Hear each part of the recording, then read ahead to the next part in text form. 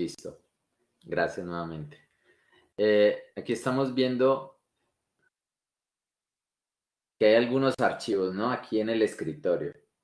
Esto que van a ver, le pasa a si el ransomware puede tener la capacidad de cifrar casi todos los archivos de un computador, ¿no? Acá pues la imagen solo nos presenta qué es lo que está ocurriendo con algunos archivos. Entonces, por ejemplo, tenemos este que se llama Melatón y todos estos archivos. Aquí hay unas imágenes. Y este ambiente, esta página que se llama any.run, si quiere pueden ingresar any.run. Es una página donde se pueden hacer demostraciones, donde se pueden correr de manera controlada archivos o sitios web que creemos que tienen software malicioso, lo que llamamos normalmente virus, ¿no? Entonces, resulta que este archivo que está acá se llama sodinokibi.exe y tiene un logo de Word, pero es en realidad un ejecutable. ¿Qué estamos simulando acá? Que un usuario que de pronto descargó este archivo por un correo malicioso o alguien le pasó por una memoria USB este archivo y le dio doble clic pensando que era un archivo de Word o algo por el estilo. Pero en realidad es un ejecutable. Es un archivo que permite que en realidad es un ransomware. Vamos a ver qué ocurre. Miren, tenemos todos estos archivos que son imágenes y aquí vamos a ver qué pasa. De un momento a otro, lo que eran archivos de Word, ¿sí ven? Se convirtieron en blancos, archivos que no tienen formato aparentemente. ¿Qué es lo que está ocurriendo ahí? Los archivos se cifraron. Los archivos ya no son accesibles, a menos que se sepa una contraseña. Y el único que la sabe es la persona que desarrolló o configuró este archivo, ¿sí? Es decir, nosotros perdemos, supongamos que esto nos afecta en nuestros computadores, cifra las fotos de nuestra familia. Si nosotros, a la persona que se desconectó, Jairo, muchos de ustedes que están trabajando en tesis, piensen que están trabajando en tesis desde hace 1 año y medio y que llega por accidente, le dan clic o una persona que tuvo acceso a su computador le da clic a ese ransomware y se pierde todo el trabajo de ustedes de 1 año y medio. El trabajo de un proyecto de una empresa, un servidor completo que tenga la información compartida de una empresa, una base de datos de conocimiento, la información de clientes, la información de pedidos, la información de impuestos y facturación. Imaginen qué ocurre si llega a ocurrir esto. Entonces, miren, ¿qué ocurre? Entonces se cifran estos archivos, ya lo que eran documentos o archivos normales ya no pueden accederse. Y va pasando incluso algunos ransomware, miren, cambió inmediatamente la apariencia del escritorio, cambió de color y te está diciendo que todos tus archivos fueron encriptados. Encuentre el archivo 5PU32G, etcétera, etcétera, y siga las instrucciones. Mire, esos archivos que están diciendo que hay que leer son estos que están acá. Y como resultado, pues ya no podemos acceder a la información, ¿no? A veces tengo por acá otra presentación que me gustaría hacerles, pero que hice en otro lugar. Regálenme un momento, a pesar de que vean logos que no son que no sean propiamente,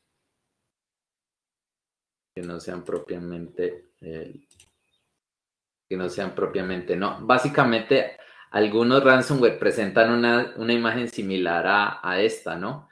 Llegas a tu equipo y lo que ves es algo de que tu computador ha sido encriptado y que tienes que pagar un rescate para que los ciberdelincuentes puedan recuperar para que los ciberdelincuentes te liberen esa información y tú tengas nuevamente acceso a esos archivos. En este ejemplo, pues le quedan a la persona algo así como 3 días, 24 horas, 9 minutos, etcétera. Entonces, ¿qué es un ransomware? Es un tipo de software malicioso. Nosotros de ahora en adelante, nosotros siempre a todo el software malicioso le decimos virus. de ahora en adelante vamos a hablar de software malicioso o malware, que es la palabra en inglés para referirse a lo mismo. Y el virus es solo un tipo de software malicioso. Hay muchos tipos de software malicioso. Entonces está el ransomware, está el virus, está el troyano, está el gusano, están las bombas lógicas. Entonces ya la palabra no deberíamos decir de ahora en adelante virus, sino software malicioso o malware. O sea, que no debemos generalizar el malware como virus. Exacto, exacto. Entonces, sino que el virus fue una palabra que se hizo muy popular en los 90 y ya las soluciones que solucionaban estos problemas de software malicioso se le llamaron antivirus y popularmente o coloquialmente le decimos a cualquier software malicioso, le decimos virus. Pero pues técnicamente es un error y si estamos tomando este curso, pues tratamos de empezar a utilizar algunos términos más precisos. Entonces, por una estadística del IDC de los Estados Unidos dice que en 2021 el 37% de las organizaciones globales dijeron que fueron víctimas de algún tipo de ataque de ransomware. Voy a mostrarles algo aquí muy interesante. Por ejemplo, cuando ocurre un ransomware, a veces este tipo de ataque de ransomware, que también se le llama de secuestro de información, los ciberdelincuentes te dejan una pantalla en el escritorio que te dice qué es lo que está pasando, qué es lo que debe hacer, o te dejan un archivo de texto. Básicamente este es un pantallazo, esta es la primera parte, esta es la segunda parte del archivo que te deja un atacante, ¿no? Entonces, aquí él te explica qué pasó, que tu red ha sufrido un ataque, ¿no? Y tus computadores y servidores fueron asegurados y tu información privada fue descargada por los ciberdelincuentes. Entonces, aquí te explican qué pasa, por ejemplo, si tú como víctima no contactas a los ciberdelincuentes en los próximos 3 días, ¿no? Entonces, aquí este es un ataque doble. Este ejemplo, esta imagen que les estoy presentando es de un ransomware que se llama Egregor. Y ellos revolucionaron un poco el tema del ransomware porque el ransomware normalmente te amenazan de que si no pagas el rescate van a destruir la información y tú ya no vas a volver a acceder a esa información nunca más, la pierdes completamente. Y Egregor fue el primer grupo informático que no solo amenazaba con destruir la información, sino también publicarla. Entonces, si tú no pagas, al cabo de 3 días vamos a empezar a publicar información. Y si más adelante no pagas, no solo vas a tener parte de tu información publicada, sino que también no vas a poder acceder a la información, ¿no? Entonces, ellos incluso te dicen, ¿qué pasa si tú quieres manejar este problema por tu propia cuenta? Dice, es tu derecho, pero en este caso, toda la información va a ser va a ser puesta para uso público. Incluso bueno, ellos dicen, tú me convenciste, es como si respondiera la víctima, tú me convenciste. Entonces, lo que hacen, ellos dan un enlace de la Deep Web para que la víctima se contacte. Entonces, es la única forma de abrir esto, por ejemplo, si ustedes copian y pegan esto en el navegador de internet, no funciona. Se tiene que utilizar un navegador especial para la web profunda o Deep Web llamado Tor y pegan ¿no? Y ahí ustedes pueden chatear con el atacante para que ellos dicen, mire, yo no creo que usted sea el atacante, yo no creo que usted haya secuestrado mi información, muéstreme que de verdad usted es el atacante que tiene control de la información. Y esa persona por el chat a veces te manda un enlace con una muestra de 10, 20, 30 archivos de tu empresa para decirte, no es verdad, mire la información que yo tengo, que estoy controlando. Y entonces, a través de este chat es que uno establece el contacto con los ciberdelincuentes para pagar el rescate. Entonces, en resumen, no en síntesis, el ransomware es un software malicioso que tiene la capacidad de secuestrar la información de modo que las víctimas no puedan acceder a su propia información y que las obliga a pagar un rescate para que el ciberdelincuente libere nuevamente esa libere nuevamente esa información.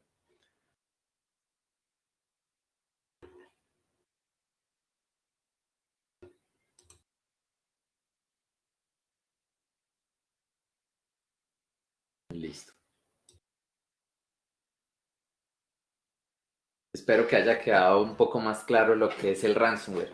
Entonces, lo que les ocurrió, y estos archivos que se secuestran no son solamente archivos de Word o PowerPoint o imágenes, son archivos que facilitan el funcionamiento de otras cosas, ¿sí? Por ejemplo, el funcionamiento de un oleoducto. En Europa, un hospital completo fue afectado por un ransomware. Imaginen entonces qué pasaría si en un hospital tú no puedes acceder a la historia clínica de tus pacientes, no sabes de qué mal sufren, no puedes diagnosticarlos correctamente. A la hora de darles tratamiento, por ejemplo, las enfermeras no saben cuál es el medicamento o el tratamiento que deben dar a los pacientes que están allí. No puedes asociar los diagnósticos a los pacientes. No hay forma donde registrar novedades en la historia clínica. No puedes gestionar los temas de pagos, cobros y facturación. Hoy en día, si secuestra la información, está secuestrando a la empresa completa. ¿Sí? Es un problema sumamente grave el tema del ransomware. En el tema de Telefónica, secuestraron un montón de servidores, entonces cobraban más o menos $300, pero había que pagarlos en Bitcoin. Entonces hagan las cuentas, secuestraron a 1,000 computadores, serían $300,000. Hoy estas cifras son muy pequeñas para el nivel de costo de los secuestros que están costando hoy, ¿no? Vamos con el segundo. Alexander, pensé que estabas alzando la mano de la vez pasada. Rápidamente, ¿qué nos quieres contar? Puedo leer ese pedacito, el de CNA Insurance. Gracias. Bueno, CNA Insurance Company.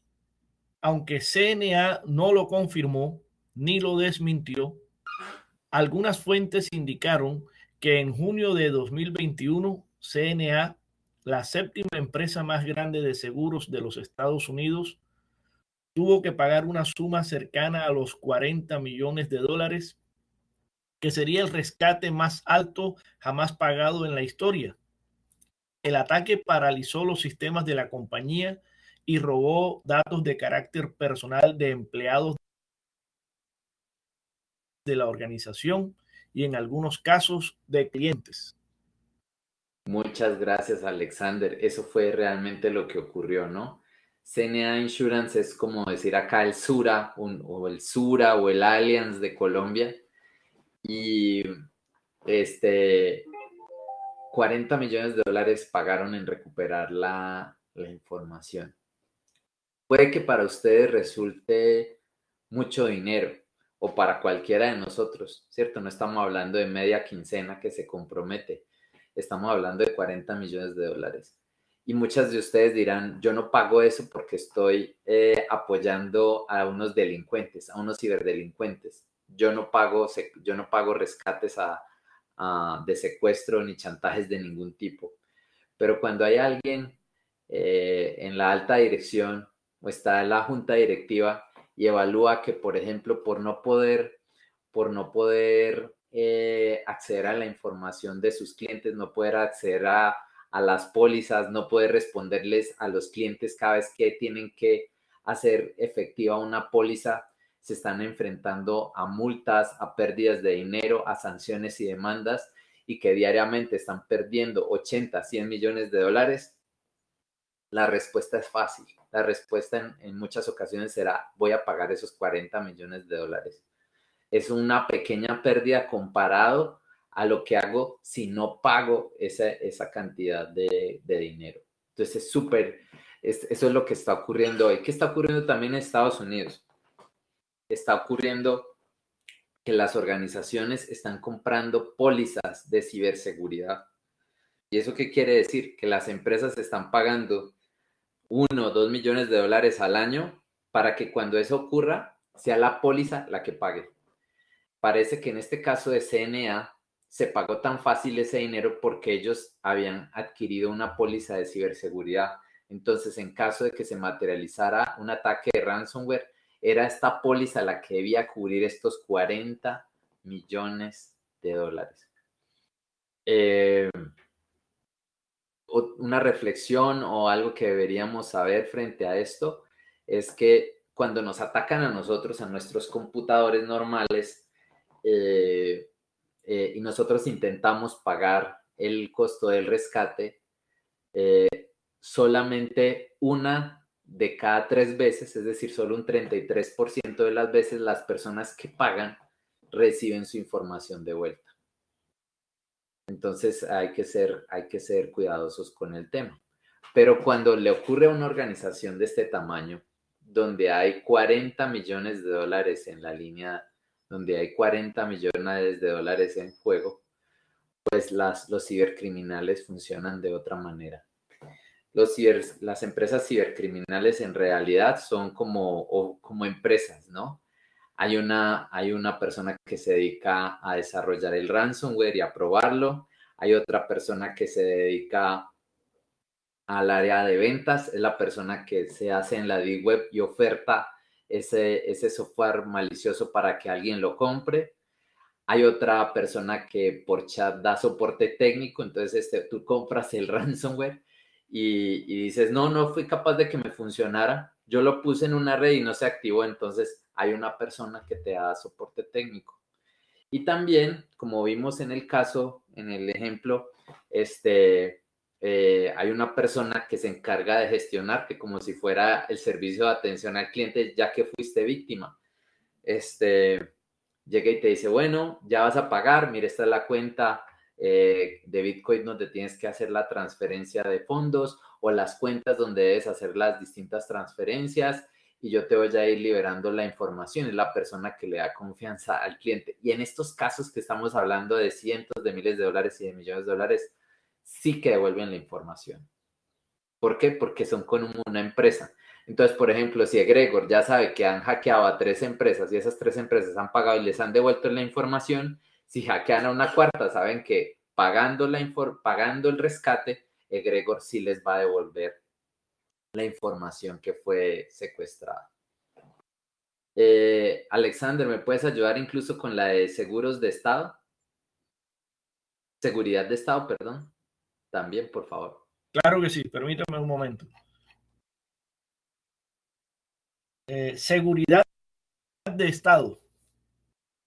En 2019, el Subcomité de Investigaciones del Senado de Estados Unidos generó un reporte de riesgos de ciberseguridad donde se evidenció que durante los últimos 4 años, dentro de los últimos 4 años fiscales previos al informe, el Departamento de Seguridad Nacional, el DHS, continuaba utilizando sistemas no obsoletos. Hay un error, Windows, es obsoleto. Más bien obsoletos, correcto.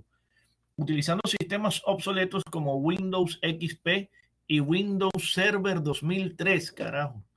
El entonces director de información del DHS, Richard Staropoli, resumió los problemas relacionados con su trabajo de administración de seguridad cibernética diciendo, usted puede anotarlo y cíteme, el problema es una gestión sin recursos, refiriéndose a que el presupuesto solo es suficiente para mantener la operación de las tecnologías de información. Gracias, Alexander. A la orden. Esto es otra cosa.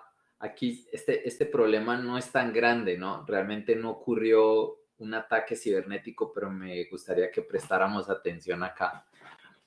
Porque aquí lo que ocurrió fue una auditoría, ¿no? Y descubrieron un montón de cosas mal hechas, sobre todo en temas de ciberseguridad dentro del Departamento de Seguridad Nacional. El Departamento de Seguridad Nacional sigue utilizando Windows XP y Windows Server 2003. Esta historia es como el 2018-2016, eso quiere decir que esos sistemas estaban acumulando entre 15 y 18 años, ¿sí? Eran claramente obsoletos. Y él dice, la responsabilidad de él es manifestar, o su respuesta fue manifestar que no tenía recursos para gestionar esos problemas. Y esa es una causa grave y común en las empresas de hoy en Colombia relacionadas con temas de ciberseguridad. Hoy el gobierno colombiano, por ejemplo, le está exigiendo a todas las entidades públicas que implanten un modelo de seguridad y privacidad de la información. Ese modelo que no es otra cosa que un conjunto de requisitos que las organizaciones deben cumplir está basado en la norma ISO 27001. Ustedes saben, los que manejan normas ISO, que las normas ISO son exigentes y son un sinnúmero de debes. Debes tener un proceso de análisis de riesgo, debes documentar un proceso y poner en marcha un proceso de gestión de incidentes de seguridad, debes definir roles y responsabilidades, debes tener controles contra el software malicioso y así cientos de debes. Y les están pidiendo a organizaciones que a veces no tienen ni siquiera un ingeniero o un técnico para instalar un antivirus, una alcaldía pequeña, ¿no? En Colombia todos tienen que implementar, bueno, con ciertos niveles de exigencia, pero todos tienen que implementar un modelo de seguridad y privacidad de la información. Entonces, esto que está ocurriendo, esto que ocurrió en este caso, ocurre constantemente en nuestras organizaciones. Una serie de exigencias, entendemos que existen los riesgos, pero no hay los recursos para implementar esos modelos y esos controles de ciberseguridad. Otra cosa importante es que a veces TI, tecnologías de la información, se ve como un área, ¿cierto? Es como el motor del carro, ¿no? Funciona bien,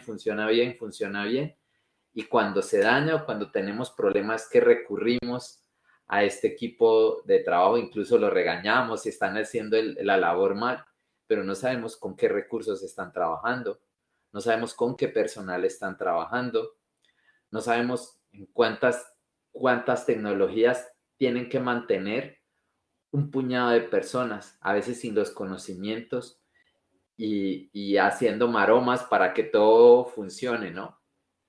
Entonces, este es un ejemplo perfecto de cómo la seguridad de la información en general, los temas de TI, seguramente temas donde ustedes trabajan en sus áreas de dominio, tampoco van a funcionar si no existe el compromiso y una entrega de recursos, digamos, suficientes.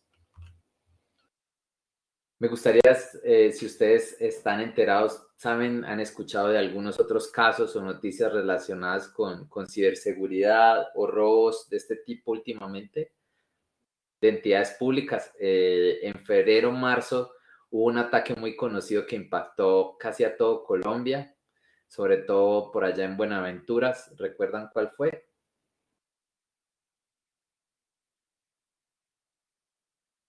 ¿Será el del señor este de la DIAN? De la DIAN, del DANE. O de la DIAN. De la DIAN no recuerdo. Si alguien sabe ese caso, me gustaría que me lo contaran. Estoy hablando de, en el último año en Colombia ocurrieron 2 ciberataques muy grandes. El primero ocurrió finalizando el año pasado y fue al DANE. Fueron víctimas de un ransomware también. Pareciera que no hay otros ataques, realmente hay mucha gama de ataques, pero el ataque más serio que nos puede ocurrir a nosotros en nuestra vida y en nuestra organización es un ransomware. Es terrible. Y, por ejemplo, yo fui víctima indirecta del ransomware. ¿Por qué? Porque el DANE estaba ofreciendo cursos de estadística y yo estaba en una organización que me permitía acceder a esos cursos. Esos cursos no se pudieron dar, pues porque ya los sistemas de información que no sé si se afectaron esos sistemas o los sistemas que permitían los cursos tuvieron que ser aprovechados como respaldo para recuperar el funcionamiento de las tecnologías del DANE. Lo cierto es que las afectó de forma masiva. El otro ejemplo fue el del INVIMA. ¿Alguno de ustedes escuchó hablar del INVIMA o escuchó algo en noticias sobre el tema del INVIMA, el ataque del INVIMA?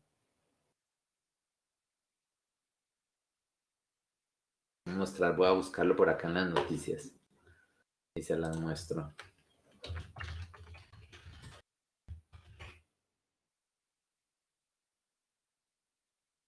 Voy a mostrarles dos noticias. Listo, voy a compartirles esta noticia por el chat.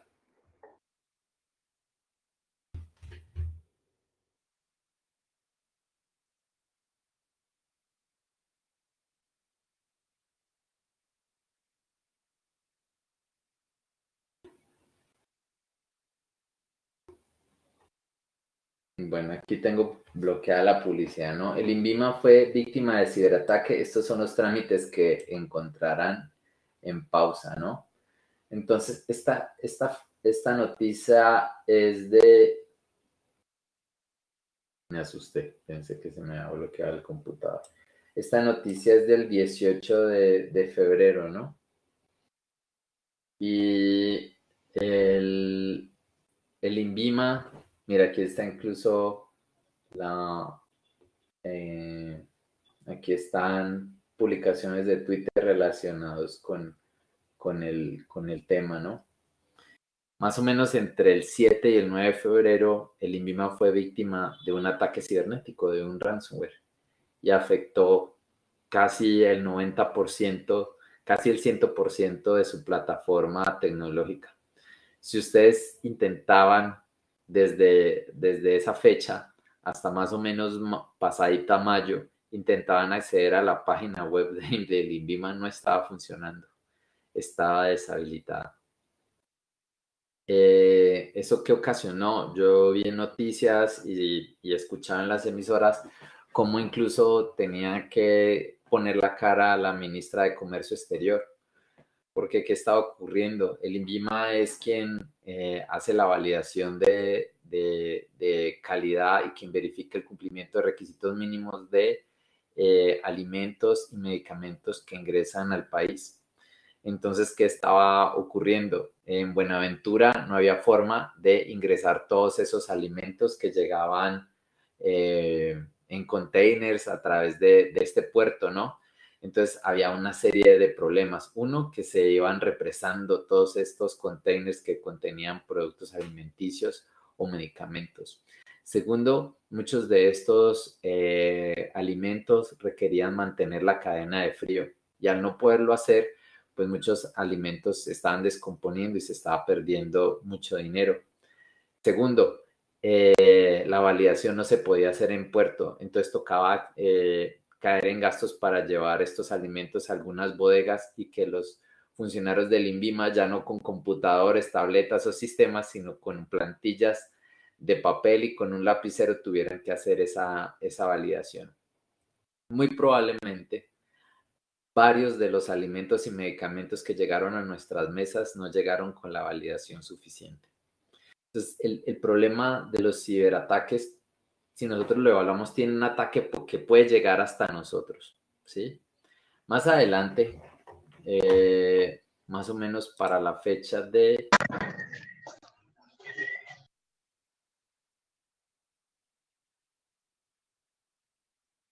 ¿Alguien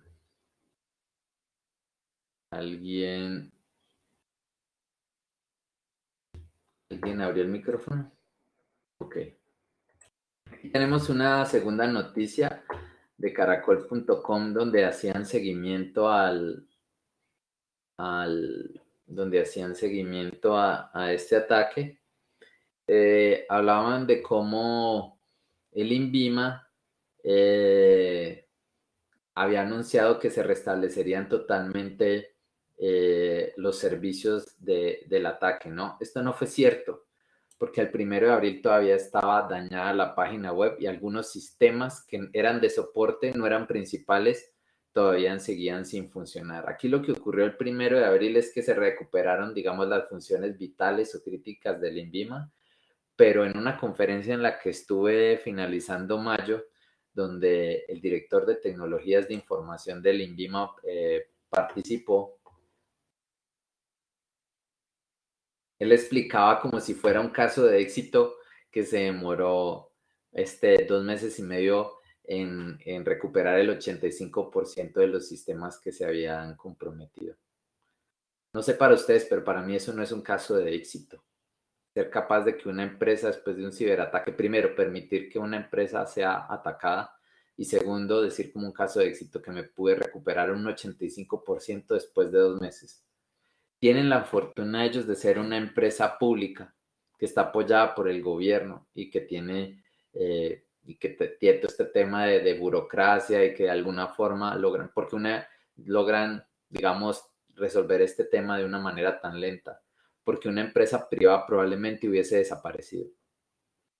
Hay una frase que dice que una empresa una organización que deja funcionar 15 días tenderá a desaparecer. Entonces ya vemos que un problema de ciberseguridad no solo es de ciberseguridad de tecnología, se convierte en un problema de continuidad del negocio. Y vamos a hablar en su momento de lo que es la continuidad del negocio. Antes la continuidad del negocio la empezaron a ver solamente después del ataque del 11 de septiembre del 2001.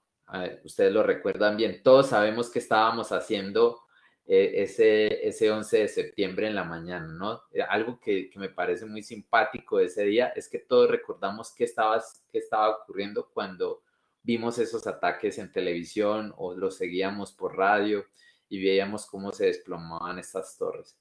Este hecho develó, eso ya existía, esta disciplina relacionada con... espérate, Helen. Internet, yo creo que se le activó nuevamente el micrófono. Este tema ya existía, el tema de continuidad de negocio, pero un montón de bancos, organizaciones, consultoras, firmas estaban alojadas en esas torres y parece que menos de una decena de ellas lograron funcionar a pesar de ese incidente mayor, más bien desde esa tragedia. Y solo sobrevivieron aquellas que tenían un plan de continuidad de negocio, es decir, tenían todo un proceso, una organización, un plan, un conjunto de recursos, tecnología, personas y procesos que se habían preparado en caso de que algo mayor ocurriera.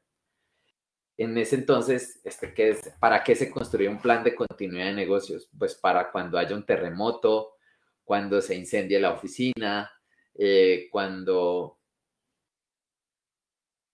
nos tiren un bombazo, cuando haya una revuelta sindical y nadie quiera trabajar en nuestras fábricas. Pero en ese entonces nunca se pensaba que un ataque de seguridad de la información podría afectar la continuidad de la operación de un negocio. Hoy en día sí. Entonces, estas historias básicamente solo para resaltar lo importante y lo crítico que se ha vuelto la ciberseguridad. Y solo estoy hablando de historias relacionadas con las organizaciones, ni hablar de lo que nos puede pasar a nosotros.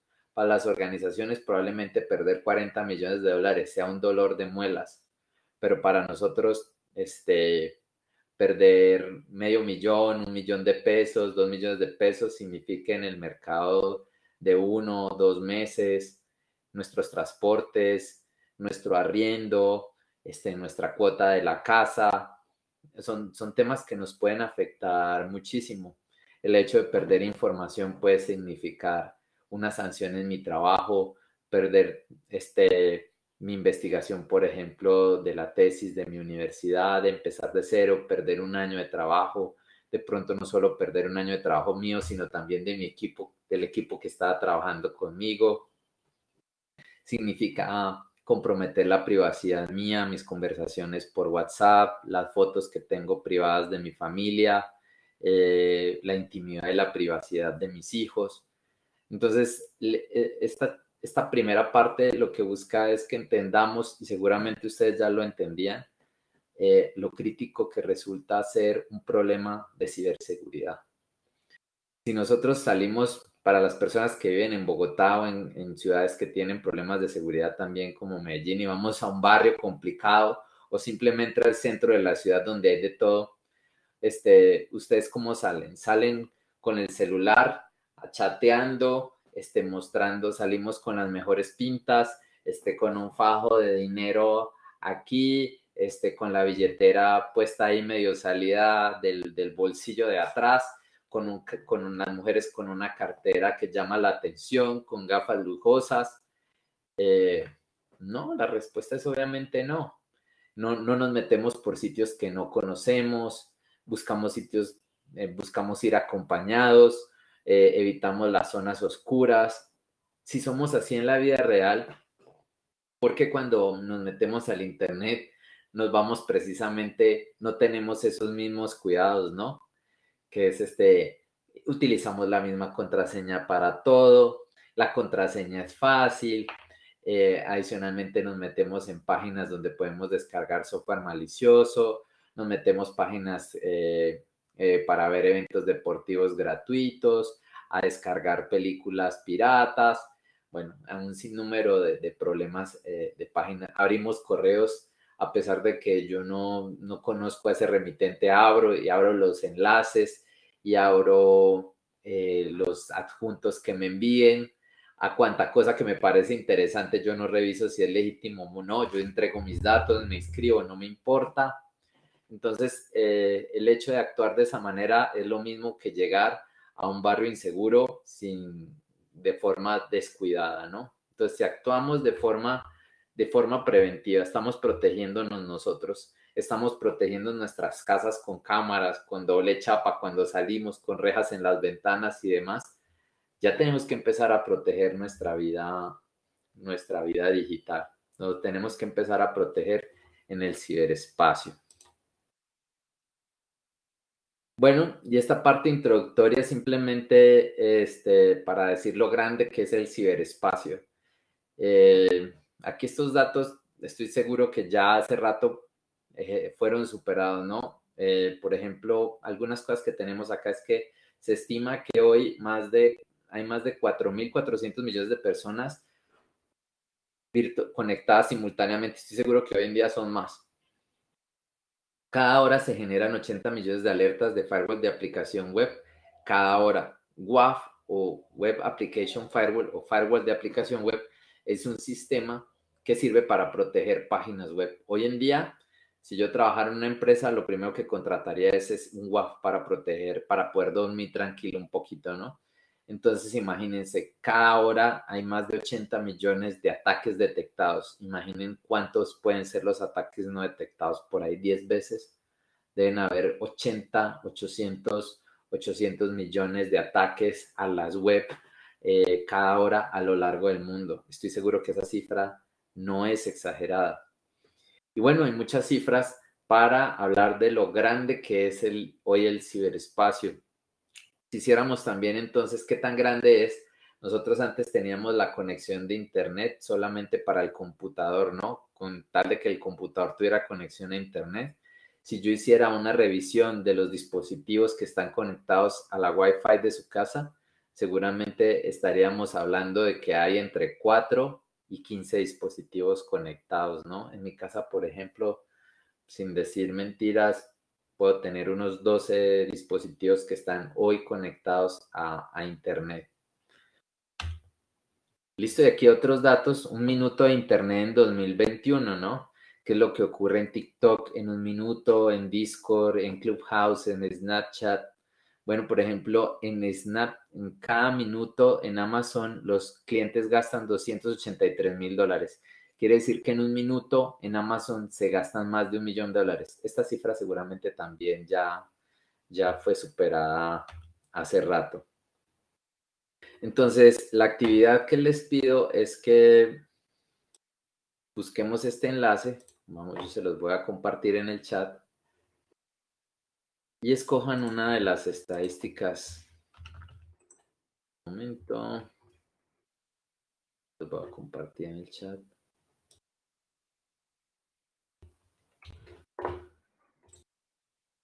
No les voy a dar los 10 minutos, los 15 minutos que hablen del artículo, sino más bien 10 minutos para que lo revisen rápidamente y escojan la estadística que más los sorprendió desde tu propio punto de vista y por qué te sorprendió. Este enlace nos muestra Ah, espérense que no está cargando bien la página. Vamos a ver qué pasa. A ver, permítanme un momento porque el enlace no me está funcionando. Ya lo reviso. Ya. Es que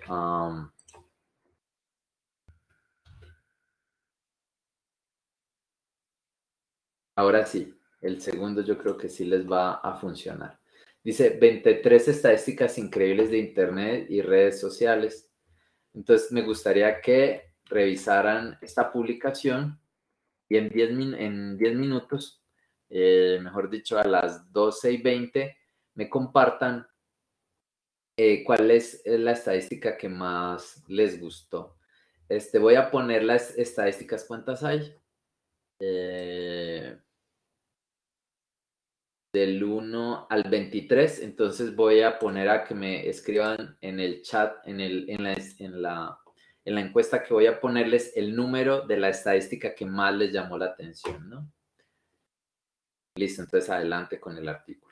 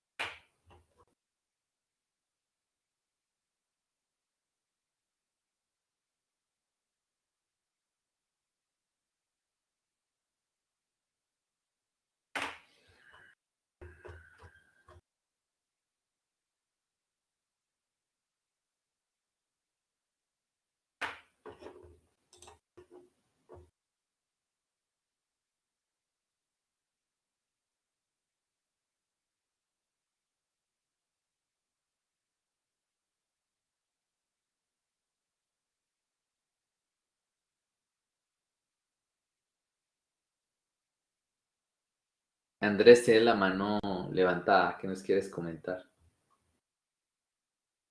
Buenas tardes, ya sería, profe. Sí, yo escogí VPN Express, o sea, Esa es la eh, co- 16, ¿sí? sí, como le dijera yo, para, yo pienso que una VPN, una red privada virtual, para los que no saben el término, es tener una red privada virtual para nosotros poder separar lo que es la internet de la casa, instalar una VPN y a través de ella ingresar a las páginas o a navegar o alguna cosa. Esa es una forma de protegernos, no solamente eh, en la casa, sino en las oficinas. O sea, todos los sistemas de red de los centros de datos tienen VPNs y a través de esas VPN es que ofrecen mucha seguridad en cuanto a ser hackeados o que un intruso quiera ingresar al sistema de las empresas.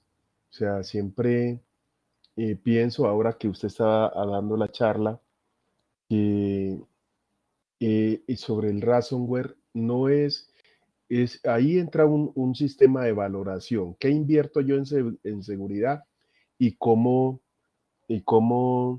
mm, valoro yo, o sea, qué valor agregado tengo tanto cualitativa como cuantitativamente por esa inversión que he hecho? Entonces, cuando hablábamos de los 40 millones, ¿no es cierto? De dólares, ¿cuánto sería beneficioso para una empresa no invertir en ciberseguridad los 40 millones de dólares, sino 15, por ejemplo, o 10 o 20, y ahorrarse el secuestro de una información por, por no tener una inversión en ciberseguridad? Y cuando nosotros hablamos de VPN, por eso me gustó el artículo, porque leí el artículo y dice que han probado muchas, porque existen, pues, y ellos dicen que tiene 10 de 10 puntos en casi todos los esquemas. Por ejemplo, en servidores, en la experiencia del usuario, en asistencia, en precio, ¿no es cierto? Tiene en velocidad también, porque hay sistemas, y usted lo sabe, profe, que a veces por los canales, entonces, o el ancho de banda se reduce la velocidad de la información o el acceso a Internet o a las cosas que uno tenga. Pero si usamos una VPN segura, seguramente y con algunas claves eh, que no sean sencillas, sino que se recomienda hoy en día usar claves que combinen mayúscula, minúscula, números y símbolos, mínimo 8 caracteres para ser seguras. Entonces, uno va a estar mayor protegido. Pienso que me llamó la atención por eso y porque pues yo ya le había dicho que yo trabajo en el área de redes y parte de los muchachos que sacamos como tecnólogos en red, el último trimestre tiene que ver la competencia de seguridad y ahí aplicamos todo eso, esos términos de ciberseguridad, no para que los muchachos se vuelvan hacker, pero sí para que entiendan el concepto y se ayuden a defender. ¿Ya? Entonces, por eso escogí las VPN. Muchas gracias. Listo. Un minuto más para que publiquen y yo hago un comentario. Tengo que abrirle a mi novia que acabó de llegar. Entonces, un minuto para que pongan eh, los que faltan el resultado en la encuesta. Un momento, por favor.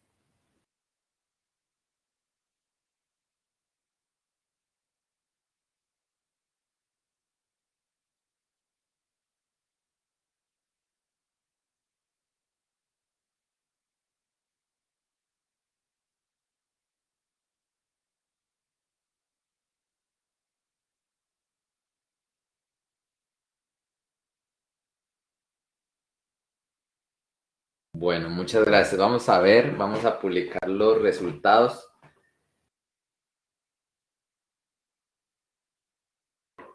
Vamos a verlos en el chat. Yo creo que ya están publicados. Yo creo que nadie coincidió, ¿no? Para todos escogieron como números diferentes, ahí donde estoy viendo.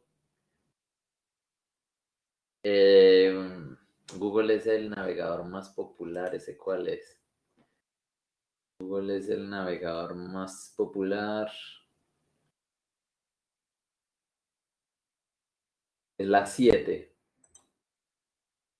Esa coincide con la número 10, o sea que esa sería la que va a ganar tiempo en Internet de equipos de oficina. Bueno, hay un montón de estadísticas. Andrés, muchas gracias. A mí también me llamó mucho la atención el uso de VPNs porque están diciendo ese es el artículo número 23, perdón, número 16. Está diciendo que el 25% de los usuarios de Internet utiliza VPN para conectarse. Yo francamente creo que esa estadística no es cierta, ¿sí? Voy a hacer una encuesta, les pido que sean muy rápidos. Voy a preguntarles, ¿utiliza algún tipo de VPN para conectarse al trabajo o a Internet? Pues para conectarse a los sistemas empresariales. ¿Sí o no? ¿O abstención? Vamos a publicar esta encuesta rápido.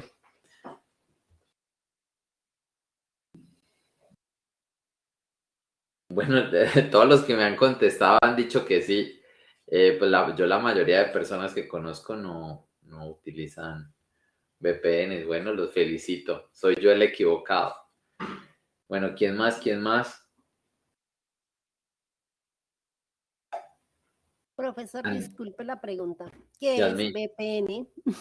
Ahorita lo revisamos rápidamente. Te hablo genéricamente. Tenemos una clase donde hablamos lo que es la VPN, pero ahorita lo podemos puntualizar. Andrés te explicó algo muy breve pero muy claro, y es que es un sistema, es una tecnología que funciona para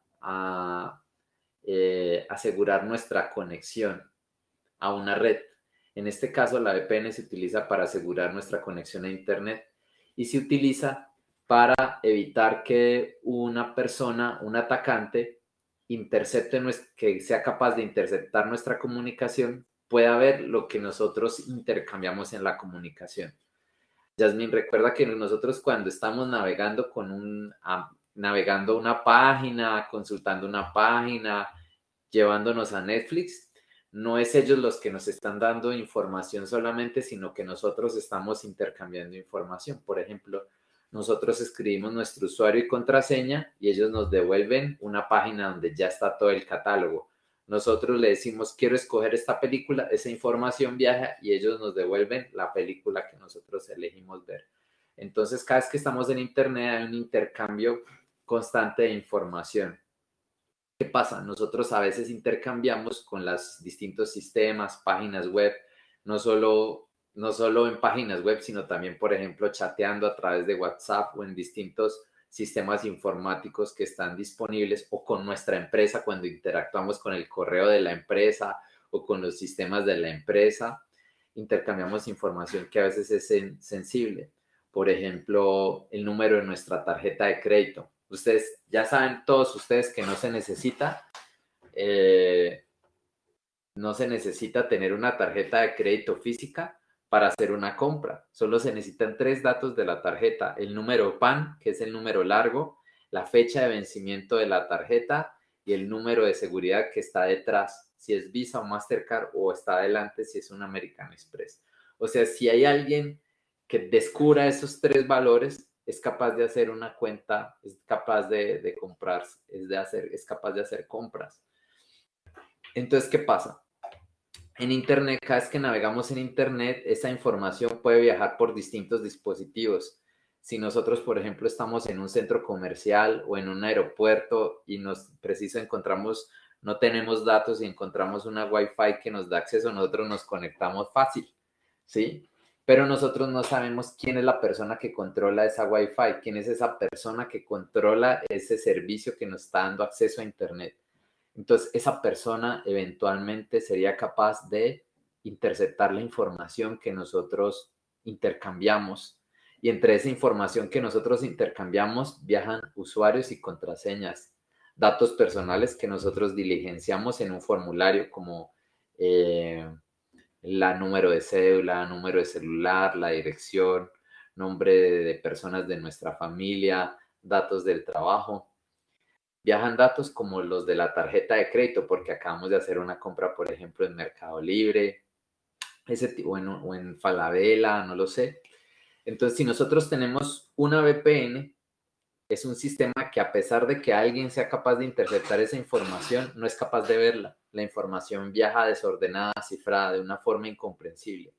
Mientras que si nosotros no tenemos esa VPN, una persona que intercepte eso, que se ponga en la mitad del flujo o que esté viendo los datos, es capaz de ver esa información. Voy a hacer más adelante, yo creo que podemos hacer una demostración para ver eso cómo es, ¿no? Cómo es que es la interceptación de la información y cómo no. Pero en conclusión, la VPN es una tecnología que sirve para proteger la privacidad de una conexión, para que no nos roben la información que nosotros transmitimos en Internet.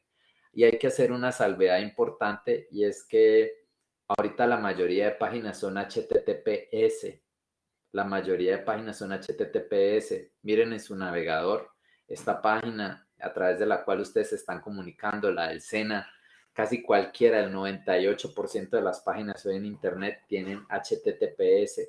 Quiere decir, ese que hay al final quiere decir secure, que es seguro. Quiere decir que la información, a ver, vamos a verlo por acá en un momento. Primero vamos a hacer una, por ejemplo, esta es la del artículo. Voy a compartir página nuevamente. Entonces, lo que trato de decir es que la VPN es un excelente control, sobre todo para la información empresarial, porque nosotros a veces utilizamos la VPN para acceder a las carpetas compartidas de la oficina o para acceder a un sistema que no es tan seguro, pero la VPN me garantiza esa privacidad. Es como si la información viajara entre un túnel, ¿sí? En cambio, y lo contrario, no utilizar VPN es como si la información viajara por una carretera normal. A la carretera normal, pueden llegar a hacer lo que antes se llamaba una pesca milagrosa, ¿no? Un retén, y se meten por la mitad de la vía y ¡frum! Pero a un túnel no le puedes llegar por la mitad, ¿sí? Entonces, básicamente esa es la analogía. Cuando no utilizo VPN se puede interceptar la información, en teoría, pero cuando uso VPN, no. Cuando uso VPN no se puede interceptar, cuando no la uso sí se puede interceptar. Entendiendo que la mayoría de personas no tienen la capacidad de tener VPN, pues las páginas tienen esto que está acá, ¿no? Es el HTTPS. Vamos a mostrar un poquito dibujos. Me cargó el Facebook. HTTPS imágenes. Vamos a poner acá algunas imágenes, ¿no? Es esto que tenemos acá. Miremos esto, ¿no? Es lo que vemos en el navegador. Hasta hace 10 años la mayoría de la navegación era HTTP. Y ahora la mayoría de las páginas son HTTPS, como lo estamos viendo aquí. Ese quiere decir que la información también está... Si nosotros estamos estableciendo comunicación con una página y tiene el HTTPS, quiere decir que mi comunicación exclusivamente con esa página sí es cifrada, entonces está protegida. Entonces nosotros, a pesar de no tener VPN, podríamos comunicarnos perfectamente con la página con toda seguridad. Mientras que si la página es solo HTTP, estamos en serios problemas, ¿sí? Hasta hace muy poco, hasta hace menos de 4 años, por ejemplo, cuando ustedes iban a pagar el Claro, los servicios de Claro con tarjeta de crédito, la página de Claro era HTTP. Increíble, increíble. Entonces, cualquier persona que, por ejemplo, estuviera en un aeropuerto o en una red insegura, o que se le conectara a la Wi-Fi del vecino y el vecino sabe un poco de tecnologías de la información, se le podía robar el número de la tarjeta de crédito. Entonces, en conclusión, la VPN es un servicio para proteger la conexión de una red. Es importante tenerlo, sí ayuda, sobre todo para proteger mi privacidad, pero si la página a la que estoy conectado tiene HTTPS, pues es suficientemente segura para proteger la comunicación solo entre el usuario y esa página web. La recomendación después de esta pregunta es que nosotros nunca deberíamos entregar en ningún formulario ningún tipo de información sensible en páginas HTTP, ¿no? Mientras que deberíamos sentirnos con más confianza en entregar información. Bueno, ahorita voy a hacer algunas reservas. Información en páginas HTTPS. Espero que haya sido un poco más claro. Juan Fernando, una breve participación. Adelante. Sí, no, es corta. Lo que yo le quería decir es que a mí me pasó, yo pagué el seguro del SENA, la póliza de seguro del SENA por internet, y eso me generó, me robaron 400.000 pesos, hicieron unos pagos por InDriver. Eso me llegó al teléfono por un proceso de esos. Ah, imagínese. Interceptaron los datos de la tarjeta. Sí, pero ¿sabe cuál fue la conclusión que saqué con la señora de ciberseguridad del Banco de Colombia, del Bancolombia? Que fue la gente, ahí hay un clan grande, la gente que está vinculada con el operador y la gente que está vinculada con el banco. Porque cómo hicieron para coger la misma clave dinámica y la utilizaron para pagar otras cosas al mismo tiempo. Eso es complejo, ¿no? Eso es supremamente complejo. ¿Ese pago lo hiciste con tarjeta débito o con tarjeta de crédito? ¿Con dinero de tu cuenta de ahorros o con la crédito? Con la crédito. Es que con la crédito me parece raro porque ahí no pide segundo factor, no pide segunda clave temporal, ¿no? ¿O qué? A mí me pidió segunda clave temporal porque era un pago que se estaba haciendo a un proceso de una póliza de seguros. Entonces, ahí yo no sé cómo hicieron, pues, pero la conclusión que saqué con ella fue esa. Yo creo que lo que hicieron fue que el servicio te pidió una segunda factor de autenticación, la clave temporal, y no la necesitaba. Y el que te la pidió fue el ciberdelincuente, ¿sí? Este puede ser el mecanismo, porque para pagar con tarjeta de crédito no te piden segunda clave. De pronto ahí fue donde ocurrió. Tenemos manos levantadas primero de Oscar. Oscar, adelante. Bueno, Wanda, mira, quiero también contarte una pequeña historia o anécdota que me sucedió, pero pues yo fui un poquito más allá. Yo regularmente hago también compras por internet. En algunas oportunidades pues prefiero o procuro que sea tarjeta de crédito tipo virtual. Entonces yo tengo una aplicación, una banca móvil, en este caso DaviPlata, que DaviPlata le permite a uno tener una tarjeta de crédito virtual, pero esa tarjeta de crédito virtual es prepago. Yo no procuro hacer compras por internet a través de tarjeta de crédito física o a través de tarjeta débito. Procuro siempre utilizar la VPN y todo ese tipo de cosas, ¿sí? Ajá. Ser muy cauteloso, pues yo tengo bastante conocimiento también en temas de ciberseguridad y demás, o sea, de precauciones que se deben de tener. Pero entonces en el caso de las compras con tarjeta de crédito que las piden muchas entidades o muchas instituciones o muchas webs, yo siempre prefiero hacer la recarga de la tarjeta de crédito virtual que tengo, hago la recarga, hago la compra y me pasó lo siguiente. Hace aproximadamente unos 3 meses hice una compra de licencia de Microsoft Office 365. Efectivamente hice la compra, pero la hice a través de esa tarjeta virtual que te comento. Y pasaron el proceso de compra, efectivamente me llegó la licencia y como unos 20 minutos, 30 minutos después me llegaron 4 pagos más. Me notificaron de que la tarjeta de crédito no tenía cupo para hacer las compras restantes que se habían solicitado. Entonces, pues creo que por ahí me salvé del haberlo hecho porque pues hice la consignación exacta de lo que se necesitaba en la tarjeta para evitarme precisamente ese tipo de situaciones.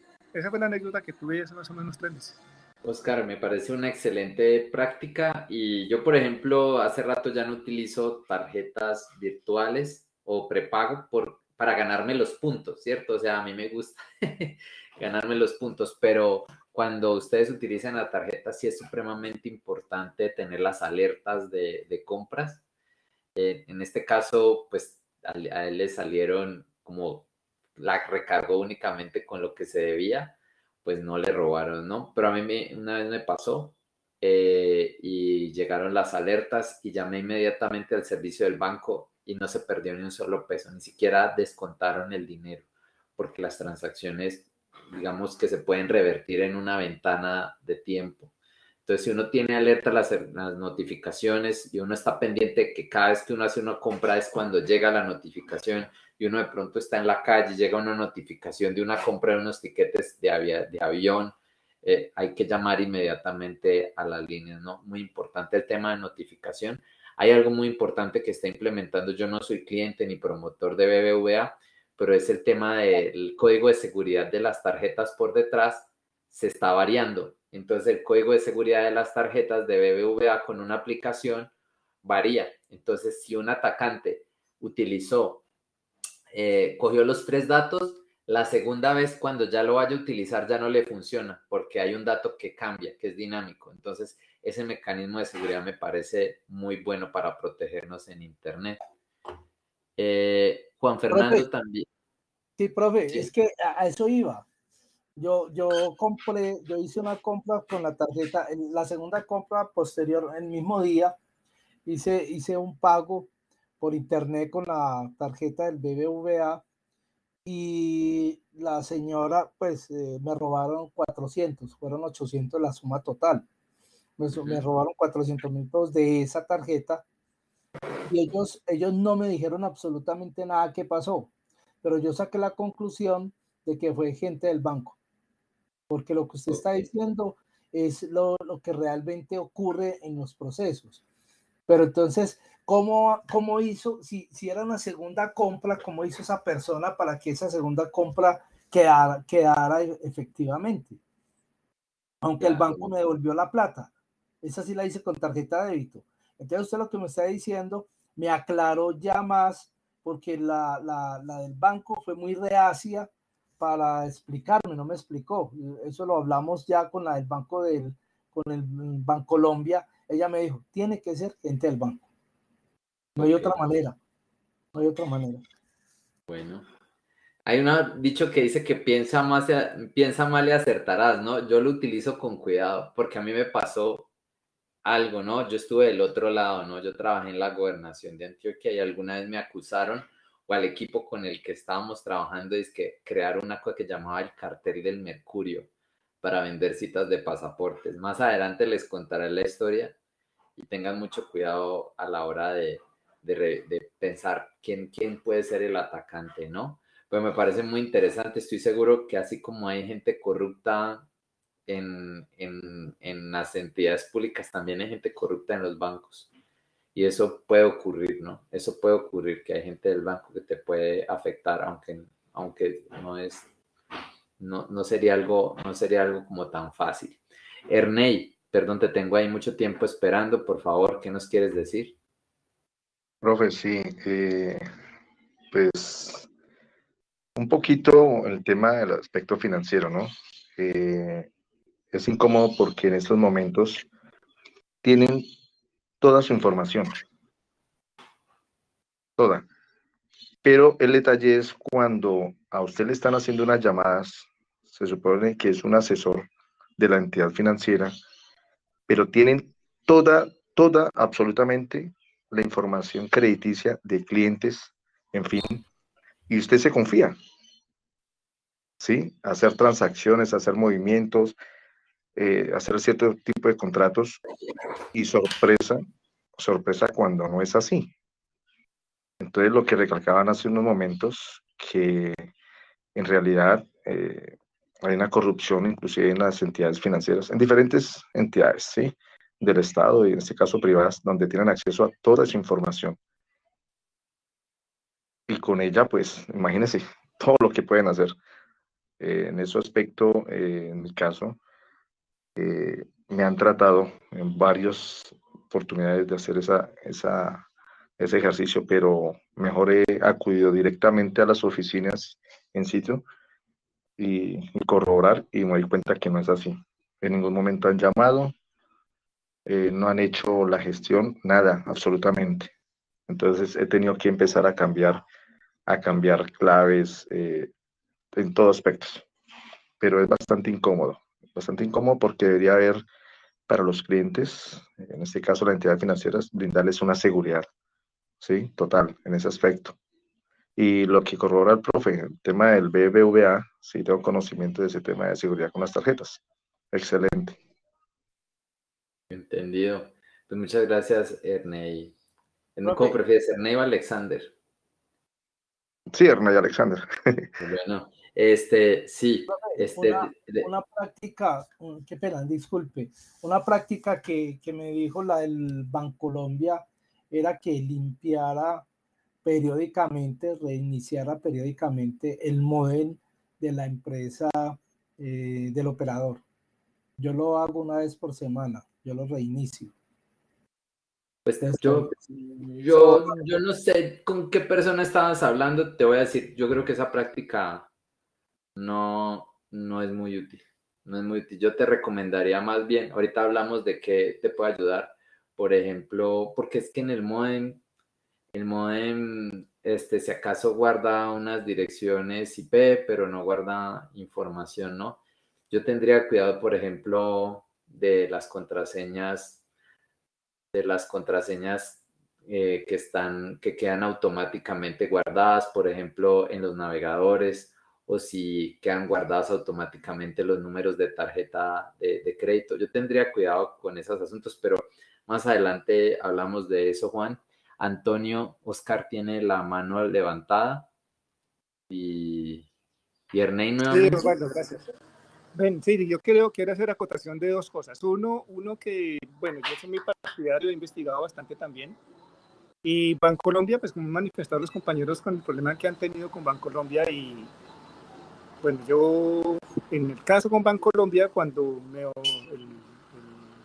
había que tenerla obligatoriamente la cuenta en Bancolombia, lo primero que hice fue consultar si Bancolombia entregaba un token o la plataforma manejaba token, que es la clave dinámica que permite que usted tenga la seguridad y lo que nos estabas contando ahora, que ese código se esté cambiando. Apenas usted lo usa, inmediatamente él cambia. Entonces no va a caber la posibilidad de hacer una segunda compra con el mismo token que se haya generado. Ajá. Que esa es una de las grandes ventajas en estos momentos que tiene BBVA, que yo la estoy utilizando. BBVA, y yo utilizo la aplicación móvil precisamente para hacer las compras, pero siempre hay una validación a través de token. Lo otro que se puede presentar con respecto a todo eso y que ha dado pie para lo que estaba comentando el compañero, que lo llaman a uno y tienen toda la información completa. Solamente les falta es que le digan a uno los nombres y los apellidos hasta de pronto de los bisabuelos. Pero ellos tienen toda la información completa. ¿A qué se debe eso? Que en el país o a nivel mundial se generó una ley, en el caso para Colombia se generó la ley, creo que es la 1581, algo así, que es la de datos personales. Eso. Se ha presentado una situación bastante peculiar con eso y yo no estoy de acuerdo. Y yo pienso que eso debería tener reforma porque usted llama a alguna entidad y lo contesta pues la máquina que le contesta a uno cuando va a hacer el trámite y le pregunta que si está de acuerdo con el tratamiento de datos. Si usted le dice que no, inmediatamente la llamada se cae. ¿Sí? Pero cuando usted dice que sí, pues usted está autorizando en sus tiempos aquellos, la letra chiquitica que nadie leía, de que sí estaba autorizando de que su información fuera vendida, traspasada, movida. Bueno, que ellos pueden hacer lo que gusten con esa información y por eso cuando lo llaman a uno, pues efectivamente tienen toda la información. Yo pienso que eso debería modificarse, debería de sufrir una modificación, de que sí haya la posibilidad de que uno no esté de acuerdo con que le manejen la información o que ésta sea vendida a otras instituciones. Eso, que no condicionar el servicio a la entrega de información. Correcto. Y lo otro de eso se trata pues precisamente de uno de los grandes mercados que hay muy valiosos es las bases de datos, que eso cuestan bastante. Absolutamente. Absolutamente. O sea, nada más piensen por un momento cuánto le cuesta a una organización conseguir los datos de un potencial cliente. Eso no sé cuánto se puede evaluar, pero por ejemplo, tener a una persona que levante datos y que consiga el teléfono de una persona para llamarlo, eso vale plata. Piensen que un contacto vale 50.000, 100.000 pesos. Ahora que alguien les venda a ellos una base de datos con 100.000 nombres, con datos y contactos, eso es oro puro para ellos. Creo que la segunda o la tercera lección vamos a hablar de la gestión de datos personales y me gustaría que participaran mucho ahí y que cada uno hablara de sus experiencias, sobre todo de, por ejemplo, de las llamadas molestas que reciben, ¿por qué me están llamando de aquí si yo no entregué mis datos? Y de que hablemos también de que entendamos que nosotros creemos que cuando entregamos nuestros datos ya los perdimos, ¿no? Pero resulta que la ley 1581 me está dando derechos. Yo soy el dueño, nuestro titular de esos datos y como dueño tengo unos derechos a pesar de que yo ya haya dado esa información. Tengo el derecho a pedirle a una empresa a que me digan qué datos míos tienen. Tengo el derecho a que corrijan mis datos y tengo derecho a que me borren de esa base de datos, ¿sí? A menos que ellos la necesiten, obviamente, ¿no? Si ellos tienen una base de datos, por ejemplo, un banco, y necesitan mis datos para mandarme la factura, para mandarme el extracto, pues yo no le puedo decir que me borren la dirección. Pero si tienen una base de datos para enviarme correos basura, yo sí puedo exigir que me borren. Cuando no tienen una legítima necesidad, yo puedo exigir que me borren. Y para eso es la ley 1581. Otra cosa, antes de pasar, es que a mí me gusta ese tipo de participación. Por favor, síganlo haciendo porque este es un insumo que sirve para otras fases del curso. Otra cosa importante es que pese a que nosotros tenemos una gran desconfianza en los bancos, pues porque ya sabemos cómo son las empresas que en crisis o en éxito económico son las empresas que ganan, son las empresas que reciben el dinero muy barato por parte del Banco de la República y a la hora de prestarnos nos lo dan a intereses muy caros. Cuando estamos en problemas es cuando son las empresas que nos caen encima. Pero yo les puedo decir desde la experiencia que por fortuna o no, son las empresas que más controles de seguridad tienen. ¿Por qué? Pues no porque sean las empresas que más les importa la ciberseguridad, por supuesto, por ellas fueran, invertirían muy poco en seguridad, pero son las empresas más controladas del país a nivel de ciberseguridad. Hay una organización que ustedes conocen, se llama la Superintendencia Financiera, y ella se encarga ha implementado toda una serie de controles y son las empresas que en este momento yo creo que tienen un 20-25% de todas las compras que se hacen en ciberseguridad en Colombia son parte de las empresas, de las entidades financieras reguladas por la Superfinanciera. Entonces, ahí hay un conjunto de cosas, ¿no? Está la desconfianza que nos generan estas empresas y ellos tienen un equipo de personas. Que el equipo de personas no sea competente, que los gastos que ellos hagan no sean los adecuados, eso es otro problema. Pero he visto cómo si tienen un equipo de personas, digamos, se hace un énfasis en que haya una protección de los temas de seguridad. Recordemos aquí que el banco puede que falle y a la hora de pedir la información también es posible que no nos den la información completa. Pero yo les pido que también cuando ocurran estos casos, hagan un examen de conciencia, ¿sí?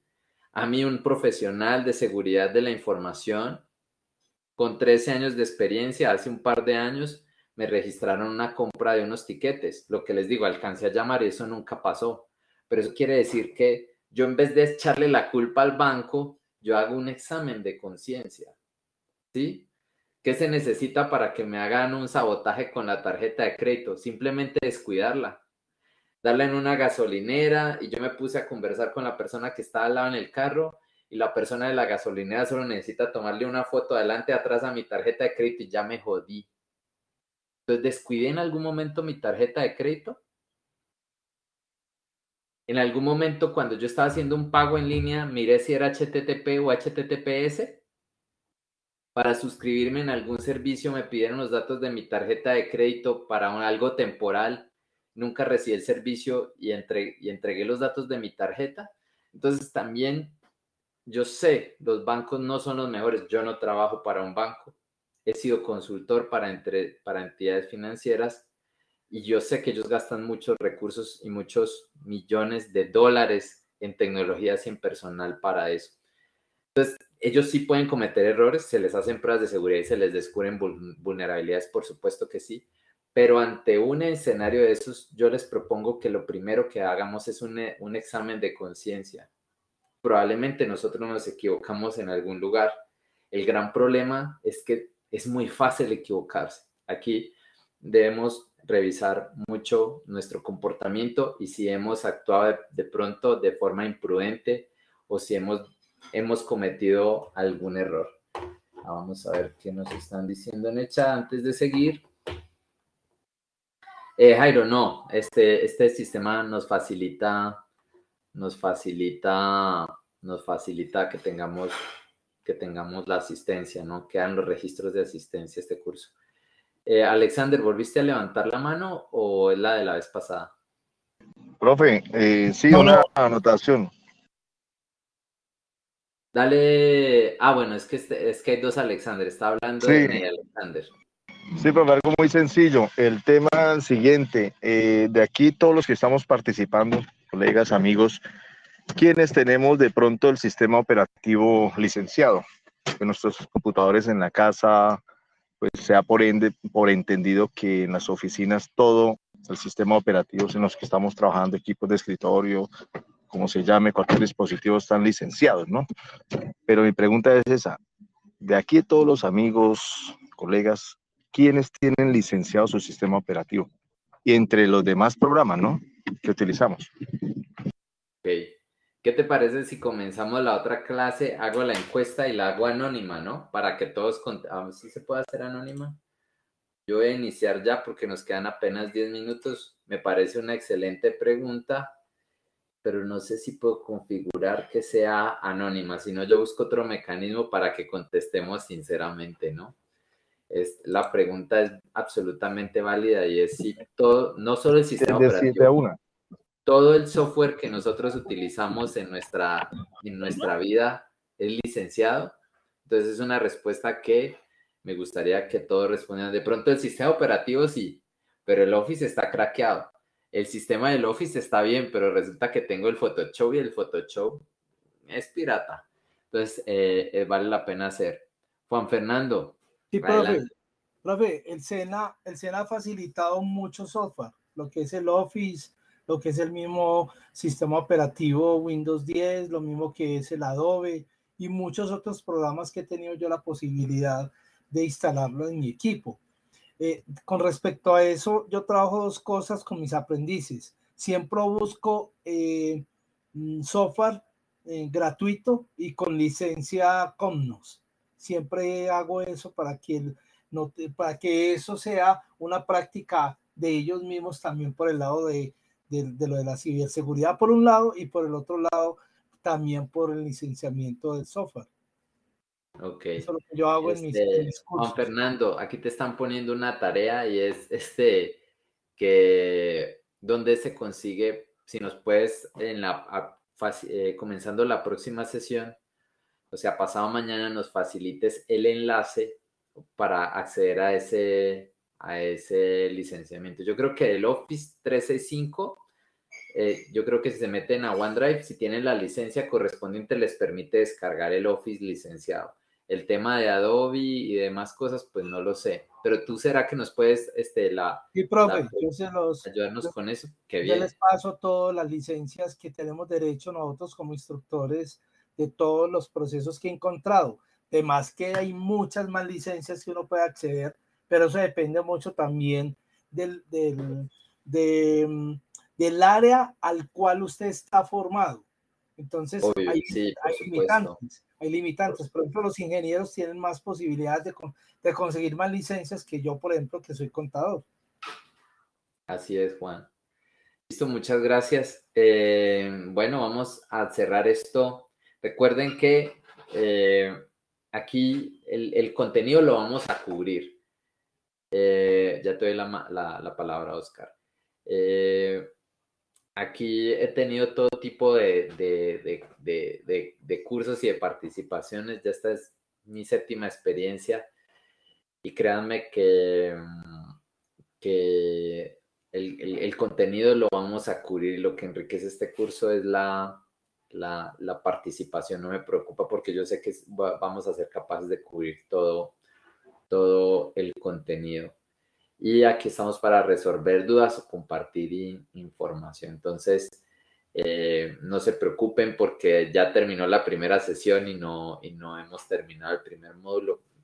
Nosotros lo cumpliremos sin ningún problema. Oscar, adelante. Gracias, Osvaldo. Suena, bueno, para comentarle a los compañeros que el SENA desde el año anterior nos habilitó, nos autorizó a descargar el Office e instalarlo en nuestros dispositivos. Y este año, a través de la formación que se hizo de Adobe, también nos dieron licencia para instalación de nuestro equipo. Todas las aplicaciones que contenga Adobe también las podemos tener en nuestro PC o dispositivo. Ok. Bueno, yo no quiero haberles dado información, Andrés. Andrés, ¿tú tienes conocimiento de una lista de asistencia? Porque hasta donde sé, pues, en mis anteriores cursos, los últimos 2 no pidieron diligenciar eso. Era más una persona que entraba o, en este caso, el Big Blue Button genera automáticamente una lista de quienes asistieron y quienes no, incluso durante qué periodos. Sí, profe, es esa metodología. Ok. Listo, para aclararle a Jairo. Sí, lista de asistencia nunca existe, simplemente la plataforma suya, profe, hace el reconocimiento de todos los que asistieron. Listo, como usted lo está explicando. Gracias. Correcto, no, a ti muchas gracias por la participación. Cerremos pensando entonces qué es el ciberespacio, ¿no? Nosotros, ¿qué es el ciberespacio? Tiene muchas definiciones. Si vamos a Wikipedia, dice que la representación de la red global de infraestructuras de tecnología de la información de redes de telecomunicaciones y sistemas de procesamiento informático interdependientes. Y según el diccionario de Oxford, es el entorno conceptual en el que se produce la comunicación a través de redes informáticas. Y la primera definición que tenemos de la Directiva Presidencial de Seguridad Nacional es la red independiente de infraestructuras de tecnología de la información e incluye Internet, redes de telecomunicaciones, sistemas informáticos, así como procesadores y controladores empleados en industrias críticas. Entonces yo les voy a dar, digamos que yo estoy muy de acuerdo con todas las 3, pero yo voy a utilizar un lenguaje un poco más básico, ¿no? Aquí hay una pregunta final. Entonces, ¿Internet es lo mismo que ciberespacio? La respuesta es Internet es solo una parte del ciberespacio, ¿no? Entonces, nuestros computadores o algunos equipos de la compañía están interconectados a una red y esa red está conectada a Internet, ¿sí? Por ejemplo, nosotros en el SENA, en alguna oficina, en alguna sede, tenemos una impresora compartida en red, ¿sí? Tenemos otros dispositivos, por ejemplo, cámaras, ese tipo de cosas, ¿no? Esas cámaras son accesibles de internet, no todas, pero unas no, por ejemplo, unas solo se pueden acceder dentro de un sistema. El sistema de control, por ejemplo, yo trabajé siendo oficial de seguridad de la información, también me encargaba de la gobernación de Antioquia, también me tocaba parte de la seguridad de la información de la fábrica de licores de Antioquia. Entonces allá hay unos sistemas de producción que se conectan a tecnología.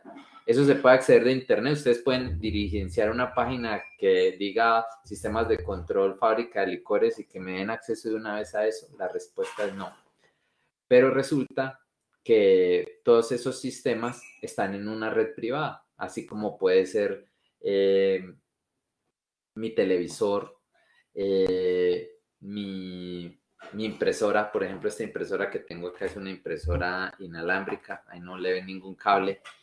Lo que trato de decir es que ciberespacio es la suma de Internet más todas las redes que estén interconectadas al Internet, ¿sí? Entonces, por ejemplo, todo lo de mi empresa hace parte del ciberespacio, sí, siempre y cuando esté conectado a una red que esté a su vez conectada con Internet. Todo lo que sea accesible o pueda ser conectable a través de Internet se considera ciberespacio. ¿Esta impresora es ciberespacio? La respuesta es sí. La cámara a la que se accede de red desde el Centro de Vigilancia de Seguridad del SENA, sí. ¿Mi teléfono es parte del ciberespacio? Sí. ¿Mi televisor que está conectado a internet para ver Netflix es parte del ciberespacio? Sí. Entonces, una impresora que solo esté, un servidor que no esté conectado a internet es parte del ciberespacio, que solo que solo sirva para leer memorias USB y que no esté conectada a ninguna red, ni por cable ni por internet inalámbrica. La respuesta sería no.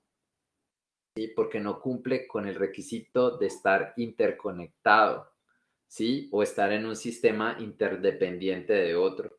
Entonces, el requisito principal para considerar que algo está en el espacio es que esté interconectado, ¿sí? Tengo una red entre dos computadores, entre mi equipo de escritorio y mi equipo portátil. ¿Eso es ciberespacio? No, porque no estoy conectado a su vez a otra red o no estoy conectado a través de internet. Si uno de estos dos computadores, en el ejemplo que les estoy presentando, está conectado a internet y yo me conecto a su vez con ese computador, ya estamos hablando de ciberespacio. Entonces, en conclusión, el ciberespacio es toda aquella red, conjunto de tecnologías que están interconectadas e interdependientes y que de alguna u otra forma se pueden conectar con internet, ¿no? Y al ser interespacio, ciberespacio, pues eso representa una serie de desventajas y a su vez una serie de riesgos. Oscar, volviste a levantar la mano, ¿cierto? No, discúlpame, la había dejado levantada. Ok. Vamos a terminar el día de hoy. Dirán que me canso de pedir disculpas, pero no me canso de ofrecerles disculpas por las dificultades que tuvieron para ingresar, que creo que en su mayoría con mi causa.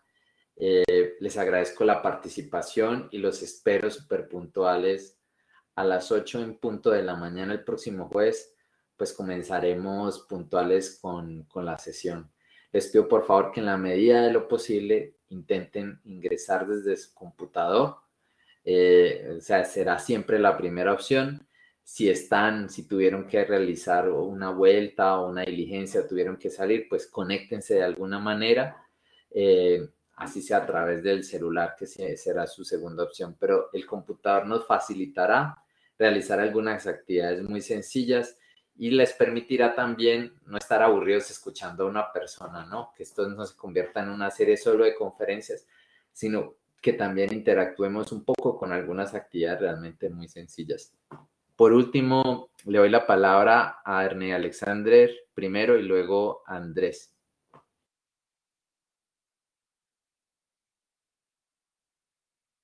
Ernei, creo que tiene la mano levantada.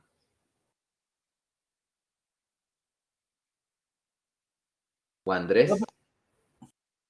Sí, profe, es que era no sé si valga el término de todo lo que usted estaba hablando, todo eso de lo que estaba hablando hace parte de los activos de seguridad de la información. Los activos de seguridad de la información, lo que son computadores, impresoras, teléfonos, cámaras, cuando se hace inventario a una empresa para saber por dónde estoy ubicado, por dónde me pueden hackear, por dónde pueden ingresar. Toda esa parte hasta las memorias USB de los empleados hacen parte de activos de la seguridad de la información. Gracias. Eso era solamente ver si puede caber ese término, ¿no? La mayoría de cosas para una empresa que están interconectadas tienen un valor de activo, ¿no? Otras, sin embargo, no. Vamos a hablar también de cómo diferenciar en su futuro un activo de lo que no lo es, porque a veces es como difícil, ¿no? Y a veces las empresas no saben dónde hay que prestar especial atención y dónde no, porque todo al fin y al cabo resulta siendo un activo de información. Muchas gracias, Andrés. Pero sí, todo lo que esté interconectado termina teniendo algún valor, alguna importancia y por eso se convierte en un activo. Seguimos con Juan. Juan Fernando. Sí, profe, esta grabación se puede descargar. No recuerdo si se puede descargar. Sé que se puede acceder en el portal, pero no sé si se puede descargar. No lo he probado. Deberíamos revisar ahorita en media hora que ya resulte arriba en el portal que puedas acceder a ella. Ah, listo. O sea que hay que entrar normalmente como entramos, como si fuéramos para la clase y ahí la encontramos. Así Listo, es. profe, muchas gracias. Y Alexander López. Profesor, una pregunta. ¿Y qué se podría decir con respecto al Internet de las cosas? Es decir, los Smart TV, los aires acondicionados y toda esa cantidad de elementos que hoy en día también tienen conexión a Internet. Son parte del ciberespacio sin lugar a dudas, ¿sí? Requieren, sin lugar a dudas, son parte del ciberespacio. Y los wearables, nuestros relojes y todo lo demás, ropa inteligente, ya tenis inteligentes, son parte del ciberespacio y requieren una atención especial, ¿no? Una investigación especial, porque como se conectan de una forma especial y tienen características diferentes a las de sistemas de información, páginas web o computadores simplemente, las afectan unas amenazas diferentes y particulares, pero sin duda son parte del ciberespacio, el Internet de las cosas. Y con esto yo me despido de todos ustedes agradeciéndoles mucho su participación. Espero verlos y lleguen con muchas preguntas, ojalá con muchas experiencias. Si tienen contenido recomendado, series, documentales, películas, agradezco que nos compartan ese tipo de recomendaciones que lo único que hacen es enriquecer el contenido del curso. Gracias, Les deseo profe. nada más Feliz que lo día. mejor. Chao. Cuídense mucho. Muchas Para gracias. todos. Un saludo para todos.